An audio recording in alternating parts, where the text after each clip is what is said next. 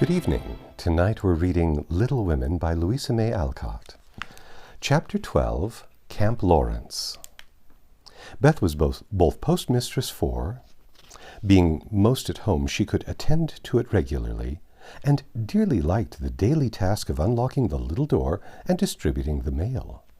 One July day she came in with her hands full and went about the house leaving letters and parcels like the penny post.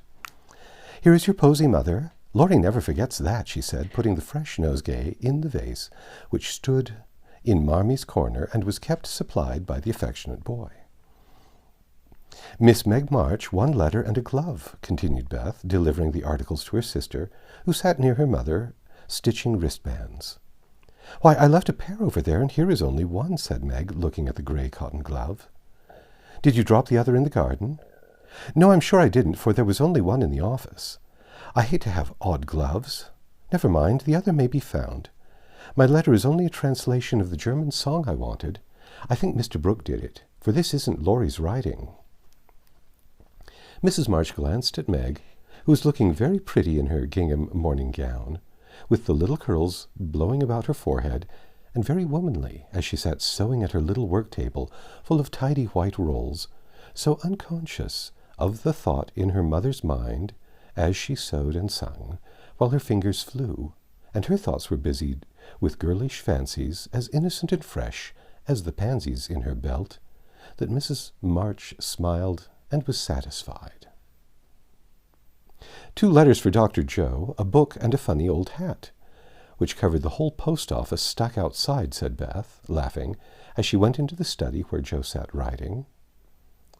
"What a sly fellow Laurie is! I said I wished bigger hats were the fashion, because I burn my face every hot day. He said, why mind the fashion? Wear a big hat and be comfortable. I said I would if I had one, and he has sent me this to try me. I'll wear it for fun and show him I don't care for the fashion." And hanging the antique broad brim on a bust of Plato, Joe read her letters.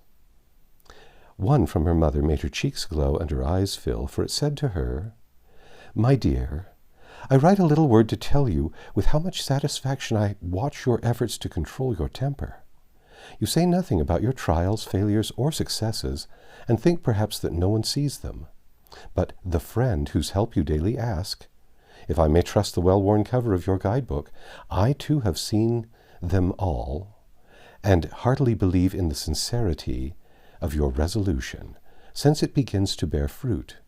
Go on, dear, patiently and bravely, and always believe that no one sympathizes more tenderly with you than your loving mother."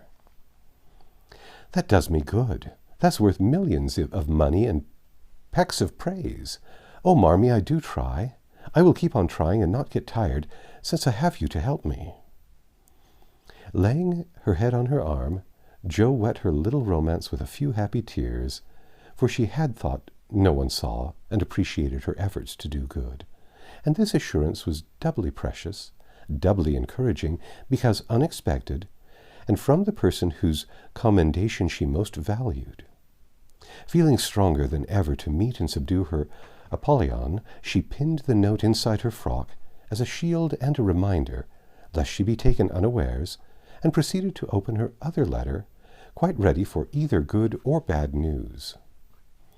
In a big dashing hand, Laurie wrote, "Dear Joe, what ho! Some English girls and boys are coming to see me tomorrow, and I want to have a jolly time. If it's fine, I'm going to pitch my tent in Longmeadow and row up the whole crew to lunch and croquet, have a fire, make messes, and all sorts of larks. But they are nice people and like such things. Brooke will go to keep us boys steady, and Kate Vaughan will play propriety for the girls. I want you all to come. Can't let Beth off at any price, and nobody shall worry her. Don't bother about rations, I'll see to that, and everything else. Only do come, there's a good fellow. In a tearing hurry, yours ever, Laurie." "Here's richness," cried Jo, flying in to tell the news to Meg. "Of course we can go, Mother. It will be such a help to Laurie, for I can row, and Meg see to the lunch, and the children be useful in some way." "I hope the Vaughans are not fine grown-up people. Do you know anything about them, Jo?" asked Meg. "Only that there are 4 of them. Kate is older than you, Fred and Frank, twins about my age, and a little girl, Grace, who is 9 or 10. Laurie knew them abroad and liked the boys. I fancied from the way he primed up his mouth in speaking of her that he didn't admire Kate much. I'm so glad my French print is clean. It's just the thing and so becoming, observed Meg complacently. Have you anything decent, Joe? Scarlet and grey boating suit, good enough for me. I shall row and tramp about, so I don't want any starch to think of. You'll come, Betty? If you won't let any of the boys talk to me. Not a boy. I like to please Laurie, and I'm not afraid of Mr. Brooke. He is so kind, but I don't want to play or sing or say anything. I'll work hard and not trouble anyone, and you'll take care of me, Joe, so I'll go. That's my good girl. You do try to fight off your shyness, and I love you for it. Fighting faults isn't easy, as I know, and a cheery word kind of gives a lift. Thank you, Mother. And Joe gave the thin cheek a grateful kiss, more precious to Mrs. March than if it had given back the rosy roundness of her youth. I had a box of chocolate drops and the picture I wanted to copy, said Amy, showing her mail.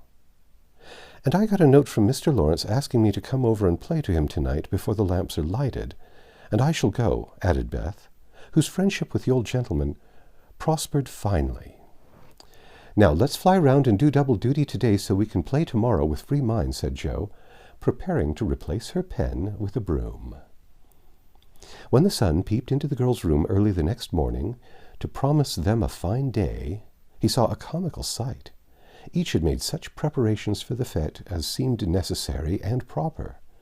Meg had an extra row of little curling papers across her forehead. Joe had copiously anointed her afflicted face with cold cream. Beth had taken Joanne to bed with her to atone for the approaching separation, and Amy had capped the climax by putting a clothespin on her nose to uplift the offending feature. It was one of the kind artists use to hold the paper on their drawing boards, therefore quite appropriate and effective for the purpose to which it was now put. This funny spectacle appeared to amuse the son, for he burst out with such radiance that Joe woke up and roused all her sisters by a hearty laugh at Amy's ornament. Sunshine and laughter were good omens for a pleasure party, and soon a lively bustle began in both houses. Beth, who was ready first, kept reporting what went on next door, and enlivened her sisters' toilets by frequent telegrams from the window. There goes a man with the tent. I see Mrs. Baker doing up the lunch in a hamper and a great basket. Now Mr. Lawrence is looking up at the sky and the weathercock. I wish he would go, too. There's Laurie looking like a sailor. Nice boy. Oh, mercy me, here's a carriage full of people. A tall lady, a little girl, and 2 dreadful boys. One is lame. Poor thing, he's got a crutch. Laurie didn't tell us that. Be quick, girls, it's getting late. Why, there is Ned Moffat, I do declare. Look, Meg, isn't that the man who bowed to you one day when we were shopping?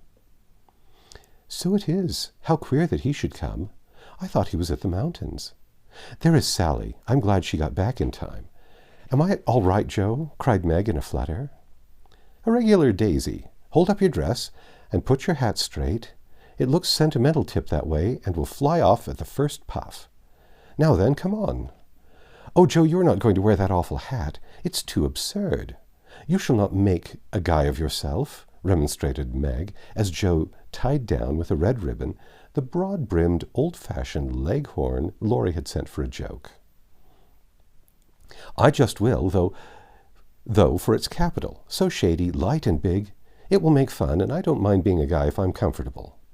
With that, Joe marched straight away, and the rest followed, a bright little band of sisters, all looking their best in summer suits, with happy faces under the jaunty hat brims.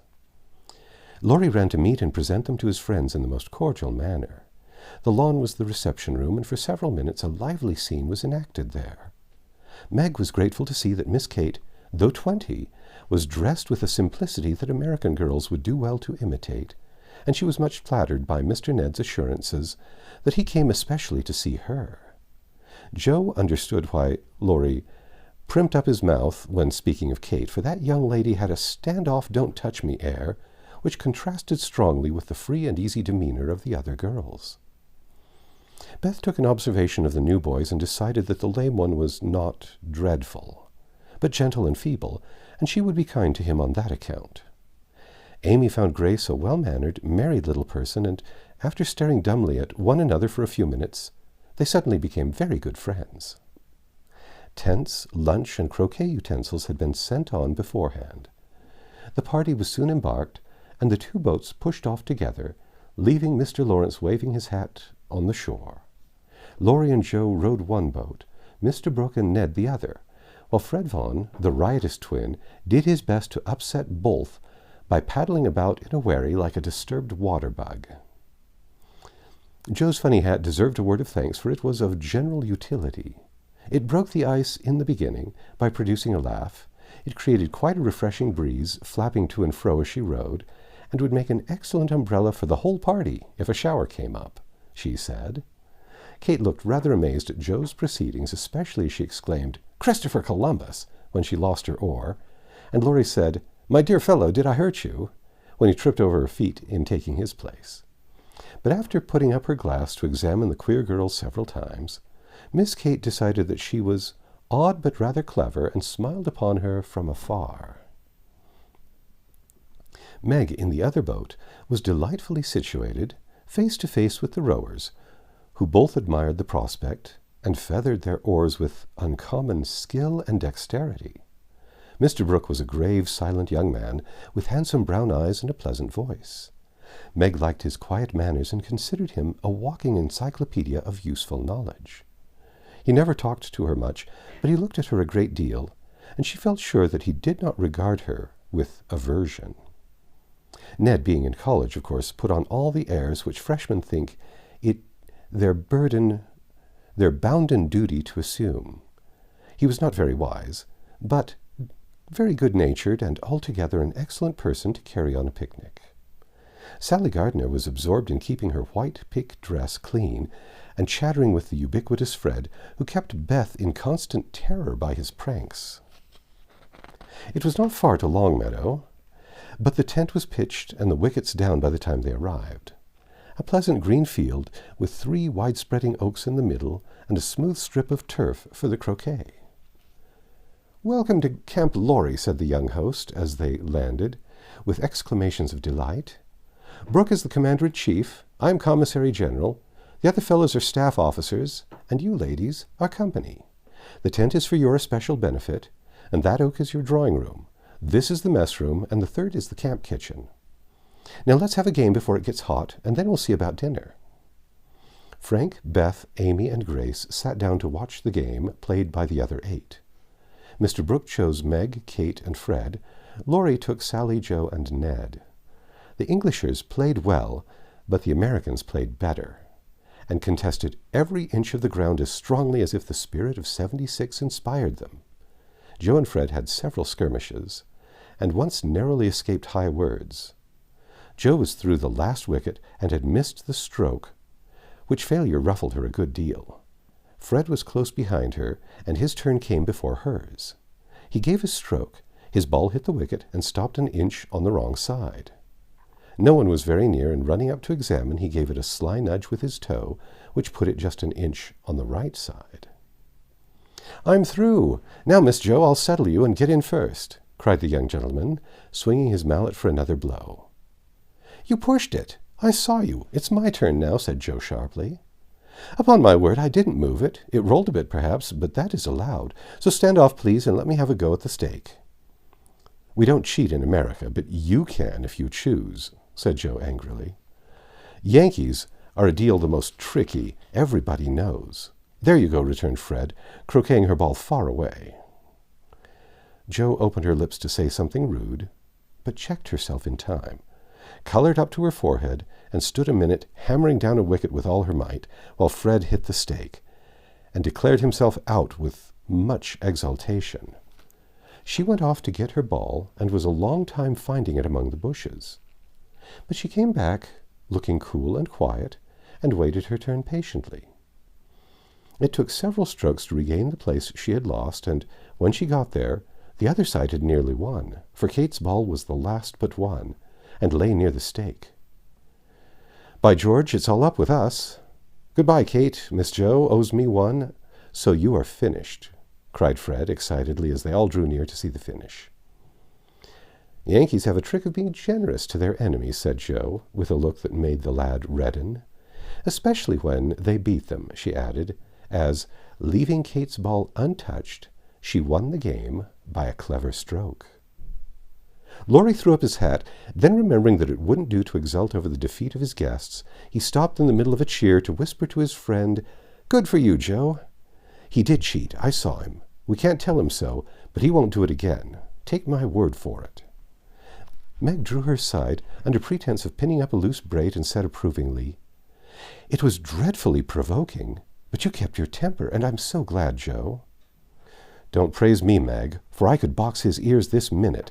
I should certainly have boiled over if I hadn't stayed among the nettles until I got my rage under enough to hold my tongue. It's simmering now, so I hope he'll keep out of my way," returned Jo, biting her lips as she glowered at Fred from under her big hat. "Time for lunch," said Mr. Brooke, looking at his watch. "Commissary General, will you make the fire and get water while Miss March, Miss Sally, and I spread the table? Who can make good coffee?" "Jo can," said Meg, glad to recommend her sister. So Jo, feeling that her late lessons in cookery were to do her honor, went to preside over the coffee pot, while the children collected dry sticks and the boys made a fire and got water from a spring nearby. Miss Kate stretched and Frank talked to Beth, who was making little mats of braided rushes to serve as plates. The commander-in-chief and his aides soon spread the tablecloth with an inviting array of eatables and drinkables, prettily decorated with green leaves. Jo announced that the coffee was ready, and everyone settled themselves to a hearty meal, for youth is seldom dyspeptic, and exercise develops wholesome appetites. A very merry lunch it was, for everything seemed fresh and funny, and frequent peals of laughter startled a venerable horse who fed nearby. There was a pleasing inequality in the table which produced many mishaps to cups and plates. Acorns dropped into the milk, little black ants partook of the refreshments without being invited, and fuzzy caterpillars swung down from the tree to see what was going on. 3 white-headed children peeped over the fence, and an objectionable dog barked at them from the other side of the river with all his might and main. "There's salt here if you prefer it," said Laurie, as he handed Jo a saucer of berries. "Thank you, I prefer spiders," she replied, fishing up 2 unwary little ones who had gone into a creamy death. "How dare you remind me of that horrid dinner party when yours is so nice in every way," added Jo, as they both laughed and ate out of one plate, the china having run short. "I had an uncommonly good time that day and haven't got over it yet. This is no credit to me, you know. I don't do anything. It's you and Meg and Brooke who make it go, and I'm no end obliged to you. What shall we do when we can't eat any more?" asked Laurie, feeling that his trump card had been played when lunch was over. "Have games until it's cooler. I brought authors, and I dare say Miss Kate knows something nice, new and nice. Go and ask her. She's company, and you ought to stay with her more. Aren't you company, too? I thought she'd suit Brooke, but he keeps talking to Meg, and Kate just stares at them through that ridiculous glass of hers. I'm going, so you needn't try to preach propriety, for you can't do it, Jo."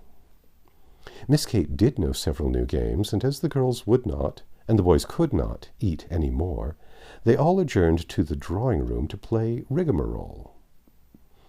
One person begins a story, any nonsense you like, and tells as long as he pleases, only taking care to stop short at some exciting point, when the next takes it up and does the same.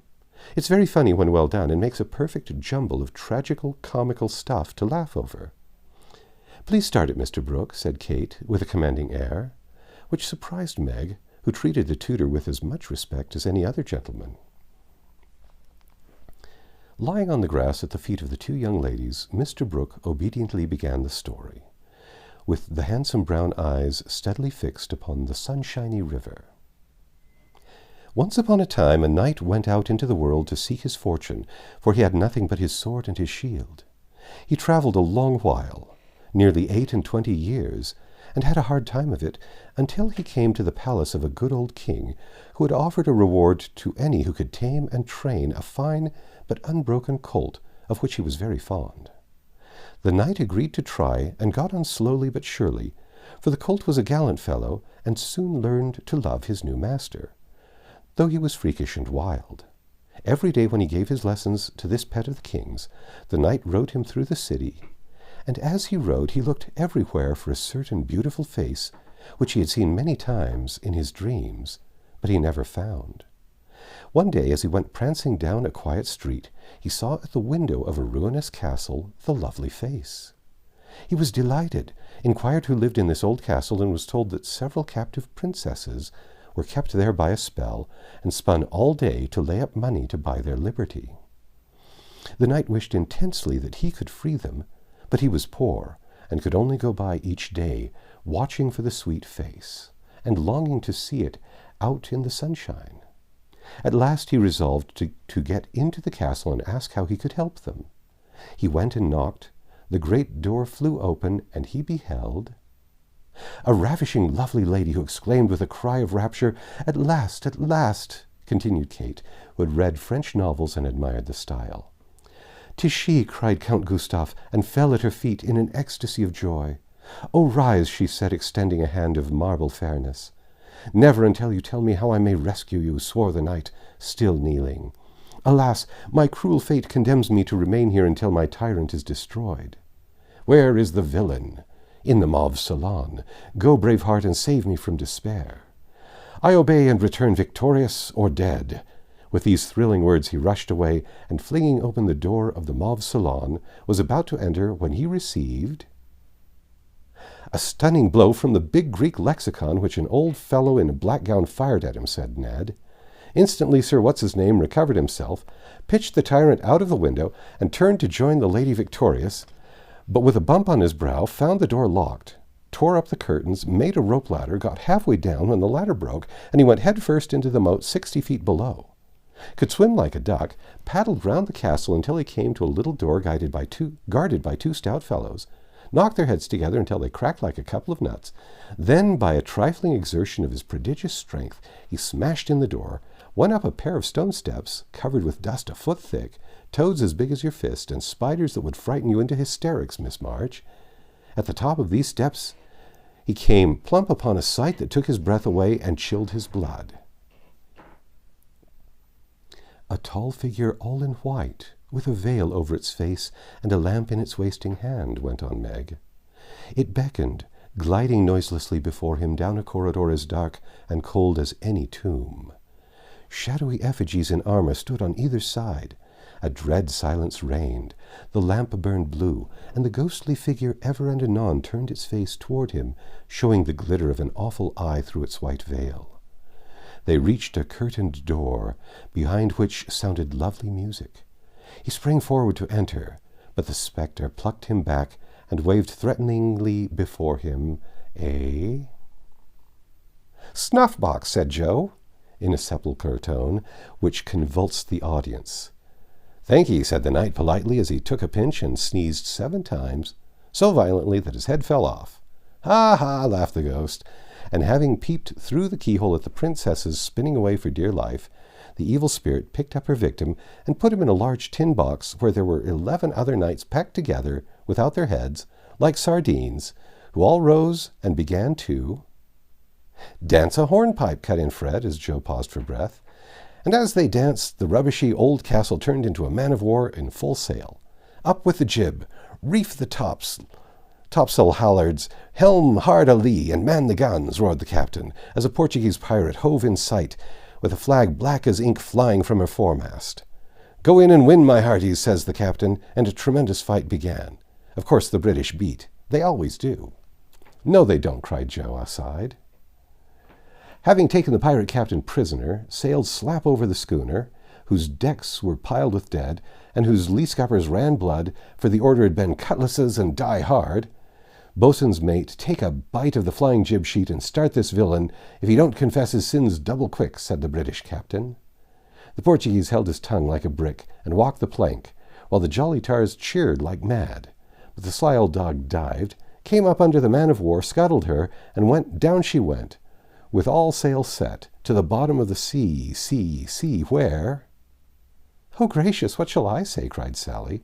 as Fred ended his rigmarole, in which he had jumbled together pell-mell nautical phrases and facts out of one of his favorite books.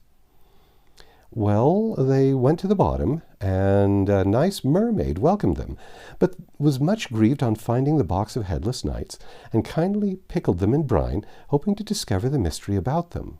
For, being a woman, she was curious. By and by a diver came down, and the mermaid said, "I'll give you this box of pearls if you can take it up," for she wanted to restore the poor things to life and couldn't raise the heavy load herself. So the diver hoisted it up, and was much disappointed to find no pearls. He left it in a great lonely field, where it was found by a little goose girl who kept 100 fat geese in the field, said Amy, when Sally's invention gave out. The little girl was sorry for them and asked an old woman what she should do to help them. "Your geese will tell you. They know everything," said the old woman. So she asked what she should use for new heads, since the old ones were lost, and all the geese opened their 100 mouths and screamed. "Cabbages," continued Laurie promptly. "Just the thing," said the girl, and ran to get 12 fine ones from her garden. She put them on. The knights revived at once, thanked her, and went on their way rejoicing, never knowing the difference, for there were so many other heads like them in the world that no one thought anything of it. The knight in whom I'm interested went back to find the pretty face and learned that the princesses had spun themselves free and all gone to be married but one. He was in a great state of mind at that, and, mounting the colt, who stood by him through thick and thin, rushed to the castle to see what was left. Peeping over the hedge, he saw the queen of his affections picking flowers in her garden. "Will you give me a rose?" said he. "You must come and get it. I can't come to you. It isn't proper," said she, as sweet as honey. He tried to climb over the hedge, but it seemed to grow higher and higher. Then he tried to push through, but it grew thicker and thicker. And he was in despair, so he patiently broke twig after twig until he had made a little hole, through which he peeped, saying imploringly, "Let me in, let me in." But the pretty princess did not seem to understand, for she picked her roses quietly, and left him to fight his way in. Whether he did or not, Frank will tell you. "I can't. I'm not playing. I never do," said Frank, dismayed at the sentimental predicament out of which he was to rescue the absurd couple. Beth had disappeared behind Joe, and Grace was asleep. "So the poor knight is to be left sticking in the hedge, is he?" asked Mr. Brooke, still watching the river, and playing with the wild rose in his buttonhole. "I guess the princess gave him a posy and opened the gate after a while," said Laurie, smiling to himself, as he threw acorns at his tutor. "What a piece of nonsense we have made. With practice we might do something quite clever. Do you know Truth?" asked Sally, after they had laughed over their story. "I hope so," said Meg soberly. "The game, I mean." "What is it?" said Fred. "Why, you pile up your hands, choose a number, and draw out in turn. And the person who draws at the number has to answer truly any questions put by the rest. It's great fun." "Let's try it," said Joe, who liked new experiments. Miss Kate and Mr. Brooke, Meg and Ned declined, but Fred, Sally, Joe, and Laurie piled and drew, and the lot fell to Laurie. Who are your heroes?" asked Joe. "Grandfather and Napoleon." "Which lady here do you think is prettiest?" said Sally. "Margaret." "Which do you like best?" from Fred. "Joe, of course." "What silly questions you ask!" and Joe gave a disdainful shrug as the rest laughed at Laurie's matter-of-fact tone. "Try again. Truth isn't a bad game," said Fred. "It's a very good one for you," retorted Joe in a low voice. Her turn came next. "What is your greatest fault?" asked Fred, by way of testing in her the virtue he lacked himself. "A quick temper." "What do you wish for most?" said Laurie. "A pair of boot lacings," returned Joe, guessing and defeating his purpose. "Not a true answer. You must say what you really do want most." "Genius. Don't you wish you could give it to me, Laurie?" And she smiled slyly in his disappointed face. "What virtues do you most admire in a man?" asked Sally. "Courage and honesty." "Now my turn," said Fred, as his hand came last. "Let's give it to him," whispered Laurie to Joe, who nodded and asked at once, "Did you cheat at croquet?" Well, yes, a little bit. Good. Didn't you take your story out of the Sea Lion? Said Laurie. Rather. Don't you think the English nation perfect in every respect? Asked Sally. I should be ashamed of myself if I didn't. He's a true John Bull. Now, Miss Sally, you shall have a chance without waiting to draw. I'll harrow up your feelings first by asking if you don't think you are something of a flirt, said Laurie, as Joe nodded to Fred, as a sign that peace was declared. You impertinent boy, of course I'm not, exclaimed Sally, with an air that proved the contrary. What do you hate most? Asked Fred. Spiders and rice pudding. What do you like best? Asked Joe. Dancing and French gloves. Well, I think truth is a very silly play. Let's have a sensible game of authors to refresh our minds, proposed Joe. Ned, Frank, and the little girls joined in this, and while it went on, the three elders sat apart talking. Miss Kate took out her sketch again, and Margaret watched her while Mr. Brooke lay on the grass with a book, which he did not read. How beautifully you do it. I wish I could draw, said Meg, with mingled admiration and regret in her voice. Why don't you learn? I should think you had taste and talent for it, replied Miss Kate graciously. I haven't time. Your mamma prefers other accomplishments, I fancy. So did mine, but I proved to her that I had talent by taking a few lessons privately, and then she was quite willing I should go on. Can't you do the same with your governess? I have none. I forgot, young ladies in America go to school more than with us. Very fine schools they are, too, Papa says. You go to a private one, I suppose? I don't go at all. I'm a governess myself. Oh, indeed, said Miss Kate, but she might as well have said, Dear me, how dreadful, for her tone implied it, and something in her face made Meg color and wish she had not been so frank. Mr. Brooke looked up and said quietly, Young ladies in America love independence as much as their ancestors did, and are admired and respected for supporting themselves. Oh, yes, of course it's very nice and proper for them to do so. We have many most remarkable, most respectable and worthy young women who do the same, and are employed by the nobility because, being the daughters of gentlemen, they're both well-bred and accomplished, you know, said Miss Kate, in a patronizing tone that hurt Meg's pride and made her work seem not only more distasteful, but degrading. Did the German song suit, Miss March? Inquired Mr. Brooke, breaking an awkward pause. Oh, yes, it was very sweet, and I'm much obliged to whoever translated it for me. And Meg's downcast face brightened as she spoke. Don't you read German? Asked Miss Kate, with a look of surprise.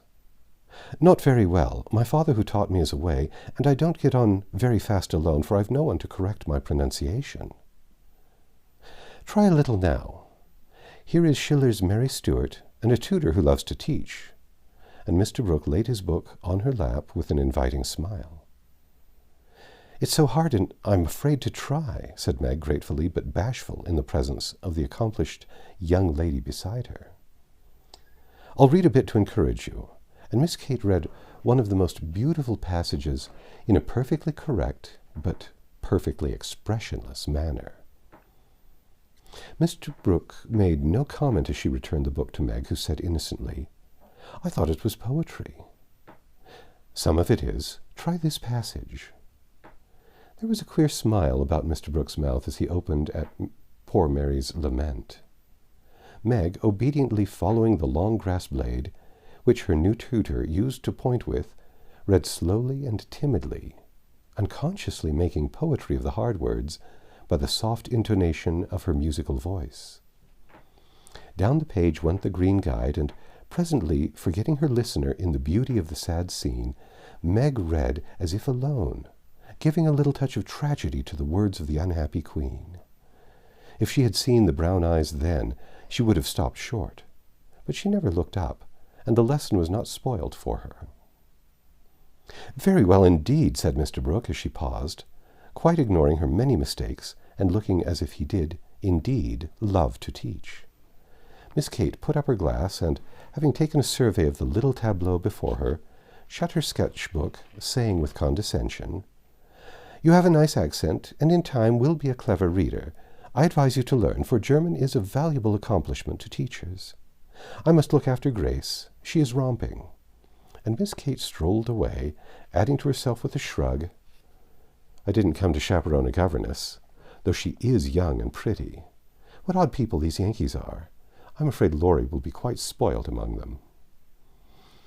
"I forget that English people rather turn up their noses at governesses and don't treat them as we do," said Meg, looking after the retreating figure with an annoyed expression.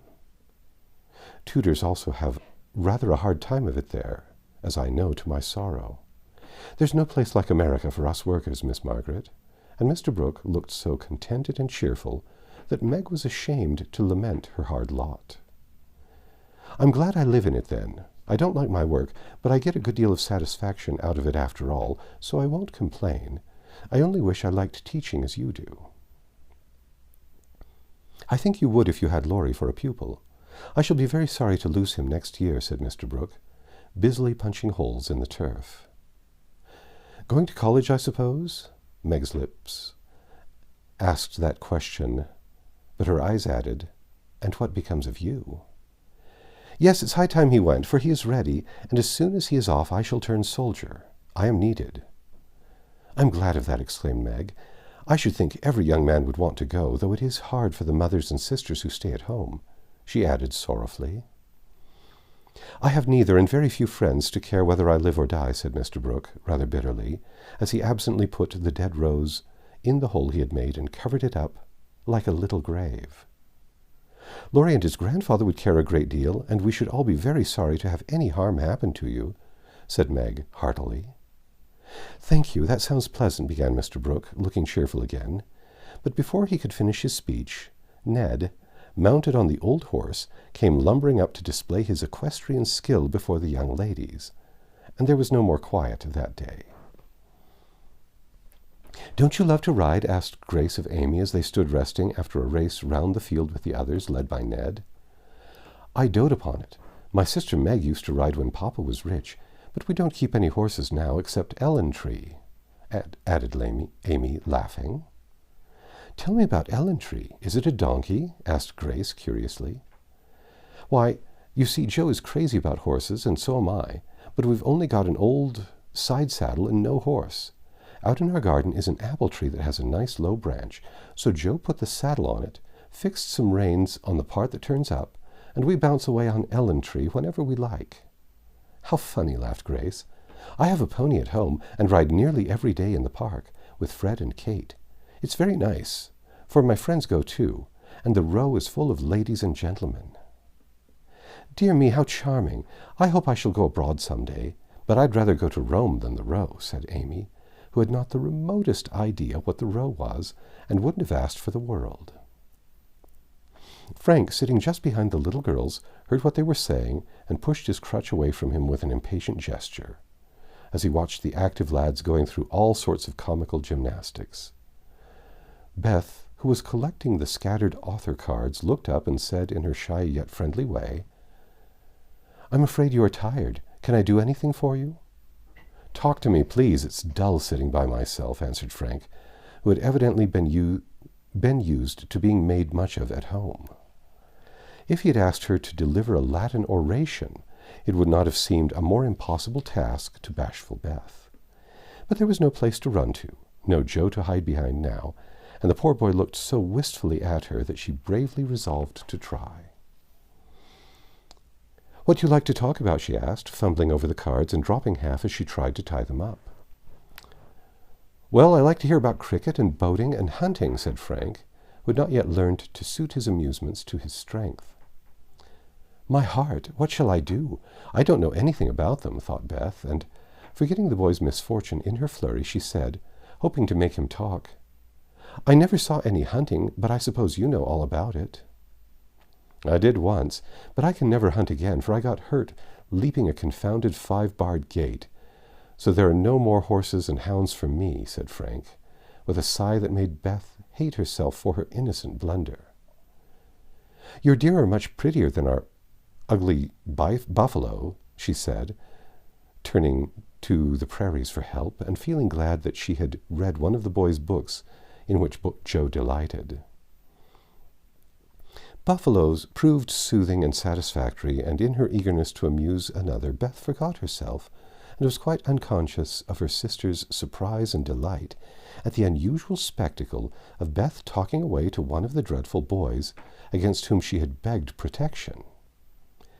"Bless her heart, she pities him, so she is good to him," said Joe, beaming at her from the croquet ground. "I always said she was a little saint," added Meg, as if there could be no further doubt about it. "I haven't heard Frank laugh so much for ever so long," said Grace to Amy as they sat discussing dolls and making tea sets out of acorn cups. "My sister Beth is a very fastidious girl when she likes to be," said Amy, well pleased at Beth's success. She meant fascinating, but as Grace didn't know the exact meaning of either word, fastidious sounded well and made a good impression. An impromptu circus, fox and geese, and an amiable game of croquet finished the afternoon. At sunset, the tent was struck, hampers packed, wickets pulled up, boats loaded, and the whole party floated down the river, singing at the top of their voices. Ned, getting sentimental, warbled a serenade with the pensive refrain, "Alone, alone, ah, woe, alone," and at the lines, "We each were young, we each have a heart, oh, why should we thus stand coldly apart?" He looked at Meg with such a lackadaisical expression that she laughed outright and spoiled his song. "How can you be so cruel to me?" he whispered, under cover of a lively chorus. "You've kept close to that starched-up Englishwoman all day, and now you snub me." "I didn't mean to, but you looked so funny, I really couldn't help it," replied Meg, passing over the first part of his reproach, for it was quite true she had shunned him, remembering the Moffat party and the talk after it. Ned was offended and turned to Sally for consolation, saying to her rather pettishly, "There isn't a bit of flirt in that girl, is there?" "Not a particle, but she's a dear," returned Sally, defending her friend, even while confessing her shortcomings. "She's not a stricken dear anyway," said Ned, trying to be witty, and succeeding as well as very young gentlemen usually do. On the lawn, where it had gathered, the little party separated with cordial good nights and good-byes, for the Vaughans were going to Canada, and the four sisters went home through the garden. Miss Kate looked after them, saying, without the patronizing tone in her voice, "In spite of their demonstrative manners, American girls are very nice when one knows them." "I quite agree with you," said Mr. Brooke. That's the end of Chapter 12. Come back tomorrow and we'll read Chapter 13, Castles in the Air.